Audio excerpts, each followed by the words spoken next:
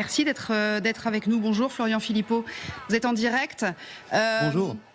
Vous avez entendu ce que vient de dire Arlette Chabot, ce deuxième refus de main tendue pourrait, si j'osais dire, remettre de l'huile sur le feu, notamment concernant les jeunes. Ils sont très nombreux aujourd'hui dans la rue. Oui, c'est très bien que la jeunesse d'ailleurs soit mobilisée. On voit un pouvoir complètement brutal, complètement fermé, qui utilise les 49.3, les coups de force, et ça c'est insupportable.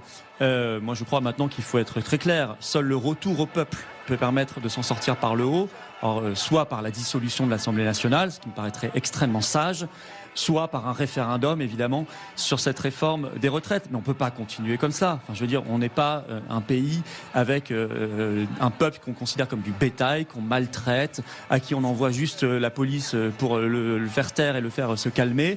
Non, on est des citoyens adultes et on doit être respectés. Cette réforme, les gens n'en veulent pas, c'est clair, c'est net, et on doit donc s'en débarrasser. La proposition conjointe de Laurent Berger et de Philippe Martinez de médiation, vous la soutenez, vous? C'est une bonne idée pour vous ou pas?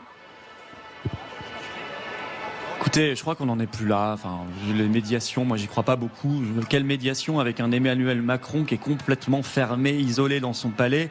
Donc, si vous voulez, le problème de fond, c'est que cette réforme, ce qu'on n'a pas dit aux Français, depuis le début, elle est imposée par l'Union européenne.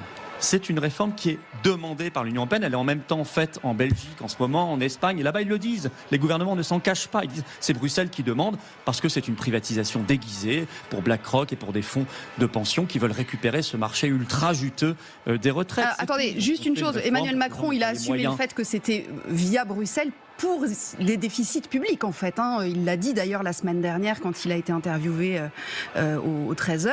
Il a bien dit, Bruxelles, enfin il ne l'a pas dit comme ça, mais en gros Bruxelles nous l'impose, il faut qu'on puisse montrer à Bruxelles qu'on peut réformer. Ça c'est assumé.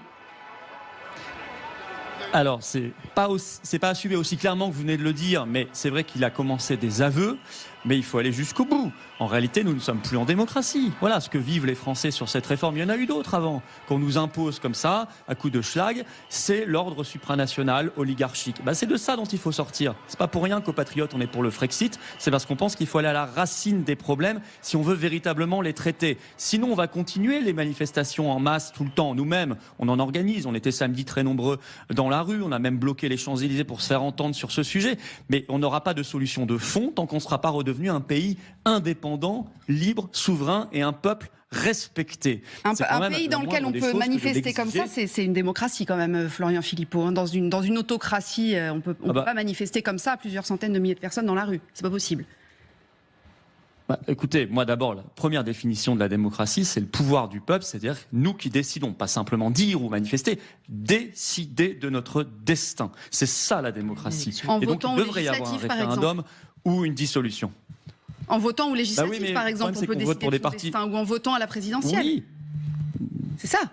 Mais pourquoi pas? Mais le problème, c'est que vous avez à la présidentielle un candidat qui refuse les débats. Vous avez aux législatives des partis d'opposition qui sont élus. Et quand il s'agit de voter des motions de censure pour renverser le gouvernement, ils ne sont pas capables, en tant qu'opposition, de les voter. Donc il y a un vrai blocage. Donc il faut vraiment réhabiliter, par exemple, le référendum. Ça fait 18 ans qu'il n'y a pas eu de référendum national en France. Le dernier, c'était en 2005 sur la Constitution européenne. En plus, il a été trahi 3 ans plus tard par le Parlement. Voilà ce que je dis. Mais fondamentalement, vous dites là, on peut manifester. C'est pas suffisant pour définir une démocratie. Et en plus, on peut manifester dans des conditions très difficiles dans notre pays. On est de plus en plus réprimés, on nous tape dessus, on nous violente, on nous brutalise. Vous savez, dans le monde entier, la France est de plus en plus vue comme un État policier, en tout cas avec les manifestants, et c'est insupportable. Nous-mêmes, on en a été victimes, on ne peut pas continuer comme ça. Vous êtes allé faire un tour dans les cortèges ou pas, Florian Philippot? C'est faire ce référendum. On vous a pas vu tellement avec les manifestants. Oui, mais moi je vais... je fais mieux que ça. Moi, j'organise y compris des manifestations. Donc, je suis toutes les semaines. Non, mais celle-ci, là, les manifestations de l'intersyndicale. Il y a plein de gens de chez nous. Il y a plein de gens de chez nous qui y vont. Moi, je vais peut-être y aller. Je ne sais pas. Je suis déjà allé. J'étais dans des manifs précédentes. Mais je pense qu'il faut par ailleurs que nous soyons capables d'organiser des manifestations.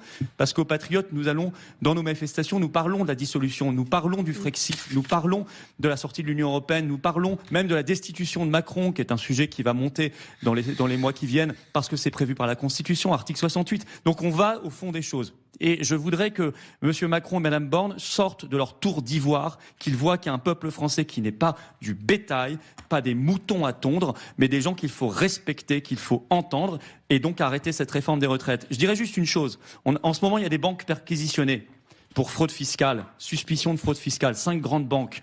On parle de 140 milliards d'euros qui n'ont pas été donnés, qui auraient été détournés par ces banques. 140 milliards d'euros donnés aux copains du pouvoir. Des banques qui, y compris à un moment, on a pris des participations en 2009, on les a sauvées de la banqueroute et elles nous ont piqué 140 milliards d'euros. Vous voyez bien que de l'argent, il y en a. Donc arrêtons d'en prendre sur le dos des Français et des travailleurs et allons le chercher là où il est. Alors, c'est une perquisition. On va voir ce que ça donne, évidemment, parce que ça veut dire que c'est le début de l'enquête. En tout cas, votre message, sans doute, est passé auprès du gouvernement. Pour vous, c'est dissolution et puis Frexit et destitution du chef de l'État. Merci d'avoir été avec nous, en tout cas, Florian Philippot.